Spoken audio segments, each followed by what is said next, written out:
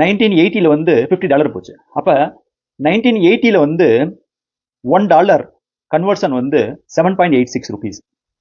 $1 is equal to 7.86 rupees. இப்போ இதை வந்து நம்ம வந்து கால்குலேட் பண்ணுவோம். நான் என்ன பண்றேன் அப்படின்னா இந்த பிரைஸ் வந்து $50ன்றது 1 ounce.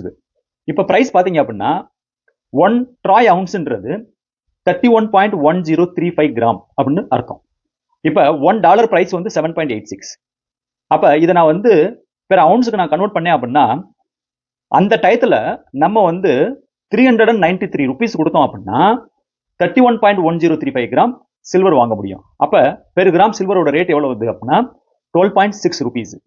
அப்போ 1 kg நீங்க வந்து சில்வர் வாங்கணும் அப்படின்னா நீங்க வந்து எவ்வளவு கொடுத்துருக்கணும் அப்படின்னா அந்த பீக் பிரைஸ்ல எவ்வளவு கொடுத்துருக்கணும் அப்படின்னா 12,635.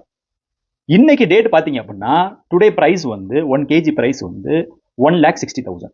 இன்னைக்கு மார்க்கெட்டோட பிரைஸ் பாத்தீங்க, மார்க்கெட்டோட பிரைஸ் பார்த்துருவோம்.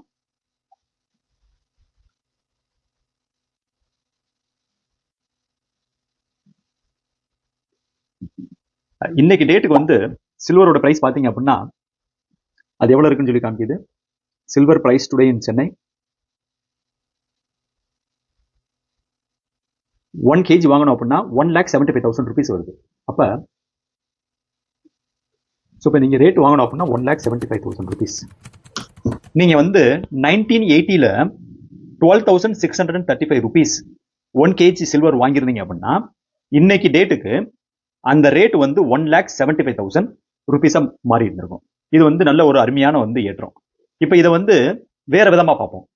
இந்த 12,635 rupees நான் ஃபிக்ஸ்டு இன்கம்ல டெபாசிட்டா வந்து போட்டிருக்கேன். அப்படின்னா எனக்கு இன்னைக்கு டேட்டுக்கு வந்து என்ன ரேட் வந்து கிடைச்சிருக்கும், என்ன ரிட்டர்ன் வந்து கிடைச்சிருக்கும், அதை நம்ம வந்து செக் பண்ணுவோம். நான் கன்சர்வேட்டிவ் அப்ரோச்ல மினிமம் 8% எடுத்திருக்கேன். இப்போ 8% நான் வந்து 1980ல இந்த 12,635 ஃபிக்ஸ்டு டெபாசிட்ல போட்டிருந்தேன் அப்படின்னா 8% இன்ட்ரெஸ்ட் ரேட்டுக்கு எனக்கு என்ன ரிட்டர்ன் கிடைச்சிருக்கும் அப்படின்றத பார்ப்போம். 12,633 8% இன்ட்ரெஸ்ட் ரேட்டுக்கு 45 இயர்ஸ் நான் இன்வெஸ்ட் பண்ணியிருந்தேன் அப்படின்னா எனக்கு வந்து என்ன ரிட்டர்ன் கிடைச்சிருக்கும் பார்ப்போம். இன்னைக்கு டேட்டுக்கு என்னுடைய ரிட்டர்ன் பார்த்தீங்க அப்படின்னா 4,04,000 rupees. சில்வர்ல இன்வெஸ்ட்மெண்ட் பண்ணியிருந்தேன் அப்படின்னா இன்னைக்கு டேட்டுக்கு எனக்கு ரிட்டர்ன் வந்து 1,75,000 தான்.